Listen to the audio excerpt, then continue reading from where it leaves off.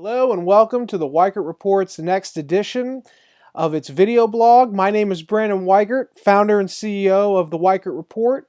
It's a pleasure to be here. I'd like to talk tonight about the recent article that I wrote on the potential pending Canadian breakup over Alberta. I'm not going to really specifically talk about that. You can read the article, which will be listed in the link below. But I'd like to talk about what's going on in North America in particular, vis-a-vis this anti-globalization trend. So as I noted in the article, the same trends that allowed for Brexit, that have encouraged the rise of the Alternative for Deutschland party in Germany, that have encouraged the rise of Marine Le Pen, who I believe is going to win the French elections if trends persist. That allowed for Donald Trump's rise, that I believe are going to eventually force the collapse of China, and that I also believe will essentially by 2019, during the provincial elections, put into power the Albertan Wildrose Party, it began as a secessionist alternative right-wing party. Of course, in the last decade, it's really kind of become mainstream, and the Wildrose Party has really tried to, as I noted in the article, really tried to be more than just an opposition party in favor of secession. It's actually tried to minimize its secessionist talk in favor of talking about more substantive or positive policy solutions to the problems vexing Alberta and Canada. The thing is, though, it's not... The Wildrose Party is still at its core a secessionist movement. Whether or not they talk about it, whether or not they even realize it, at its core, that's what it's always been. And so I think that's a trend to watch out for, because if Alberta goes, it is likely that Saskatchewan could potentially go. There's a litany of things that would happen. This would not all happen in 2019, but the pieces would be slowly put into place, and the effects, the placement of these objects or of these political trends is happening now because of this anti-globalization fervor. But whether or not this happens is irrelevant. There is something going on that is returning most nations. It's taking them away from this internationalist perspective, and it's returning them to a more traditional, conventional Westphalian nation-state model, where we are now really seriously talking about national interests as exactly that, being the interests of a particular nation, as opposed to trying to figure out how a specific country fits into the globalist paradigm.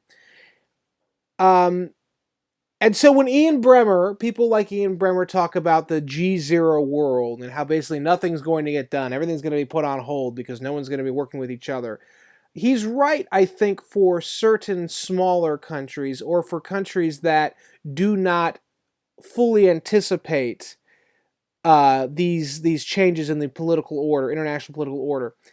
However, I think that countries, specifically countries like the United States, blessed by geography, blessed with a healthy and robust population, blessed with a large and expansive military, and blessed with a fantastic economy, I think that we in the States are actually very well poised to succeed in such a contested nationalistic environment. And so I think that it's important to keep this in mind when we look at what's going on. Yeah, America is bailing out of the Trans-Pacific Partnership. I think that was probably a good thing because of the way the agreement was written. America is looking to renegotiate NAFTA. Again, I don't think it's a bad idea because NAFTA has done a lot of damage to American workers. Whatever boons it was, it's done a lot of damage to American workers. It's time to renegotiate. Donald Trump has expressed his favorability toward simply engaging in direct bilateral trade agreements, military to military relations, and the like. This would be a return to the pre-internationalist way of conducting foreign policy. It's much more around the concept of Realpolitik, which is the kind of politics, the diplomacy that Henry Kissinger, for instance, practiced when he was in the Nixon and Ford administrations. It's a bit more realistic, and it has a much more pessimistic view of human nature than I think the liberal internationalist paradigm does. So Trump has expressed his desire to engage in greater nation-to-nation bilateral relations. He's also going to overturn the restrictions on the Keystone Pipeline. He's also talking about getting a United States, United Kingdom bilateral trade agreement going. All of these things indicate to me that we actually have the capability to persevere and to dominate, yet again, this new international environment. Rather than lamenting the loss of the globalist world order that has been in effect since at least the end of the Cold War, the United States, if it plays its cards right, if it recognizes the opportunities facing it, could actually really dominate the world. And how could it dominate the world? So, although internationalism is dead and globalization has been put on indefinite hold, regionalism and localism are going, as I've argued elsewhere in other video blogs, are going to become the sine qua non of the international order. And America being the size that it is, with the large economy, the number one largest economy in the world, with a pretty decent set of laws, freedom, democracy, the things that attract people to come to America, the strong military, these things, the peaceful transition of power, no matter how contentious it may get, these things imbue America with inherent advantages over competitors. You see, internationalist organizations, internationalist agreements have a tendency, just by their very nature, to, and this is why I believe many leftists are liberal internationalists, are globalists. These treaties and agreements have a tendency to cut America down to size while empowering countries that otherwise would have absolutely no chance of competing with America in any of the aforementioned categories: geography, trade, economics, military, political systems. So Donald Trump is talking about reassessing these internationalist agreements and just focusing on country to country and short term, so that we get a benefit and then we can bail out if we have to.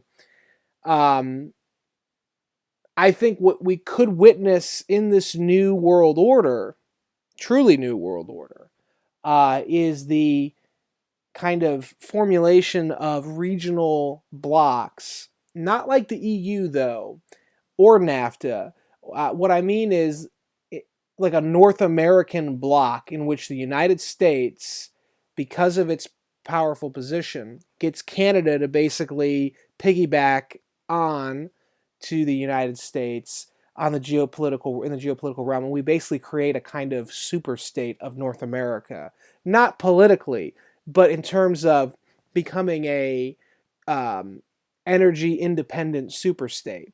So this would have a deleterious effect on our international standing, in the sense that if we were to, for instance, either have Alberta secede from Canada and become part of the United States, or just have Canada, fully embrace the United States as an energy the Albertan energy uh, revolution. I really think, and if the Canadians would be more than they already are, but if they would be more willing to coordinate economically with the United States on issues of energy in particular, I think you could have the formation of this superstate. And this superstate would be quite dissimilar from the EU. It would not be a political union necessarily. Obviously, if Alberta and several other Canadian provinces eventually asked to become part of the union, it would be different. But until that point, if it's just America and Canada just working more closely together, uh, it would be based on economics, and it would be based, I think, on energy, and it would be uh, unstoppable. We wouldn't need to worry about the Middle East. Not that we don't get anywhere near most of our oil from the Middle East, but we still, we're still there for energy concerns. We would be less inclined to be as adventurous on the global stage than we are right now. These are things that we probably should be looking into. So I would encourage the next administration to look to increasing bilateral ties with Canada, look to specifically trying to get not just the Keystone Pipeline going, but start channeling some of that Albertan natural resources back into the United States. We really have the opportunity to create a kind of continent-sized island in which the United States will have a completely secured base of power, access to secured energy, that we can then remove a lot of the kind of uncertainty that is driving our foreign policy, because we will have shored up a significant security issue, and we will also have gained a lot of money in the process. So I would say to watch out for, as we have moved beyond globalization, we are moving into regionalism and localism. And the countries that are going to do best in that new environment are countries that are as big as the United States, and that has the kind of government, the kind of legal structure, the kind of young population, the healthy, diverse population that the U.S. has. So I would expect that if Donald Trump plays his cards right, the United States could become a basically energy independent superstate with Canada, whether it is Canada joining us in the United States or whether it's just a really good agreement negotiated between the U.S. and Canada. Um, and I think Britain will become looped in as well. You could really have, Churchill's vision of linking the English-speaking peoples around the world together, beginning here, which would be a big net positive, not just for the United States economically, but for most of Western civilization, most of the Anglo-Saxon civilization, which has been under consistent threat for several decades. So, all in all, get ready for the American superstate and expect regionalism and localism to become the dominant factors in this new world order that Donald Trump and Brexit and all the other, alternative right-wing parties help to facilitate. For the Weichert Report, I'm Brandon Weichert. Thank you for your time, and I hope to see you next time. And check out some of our articles. They're pretty relevant. Thank you very much.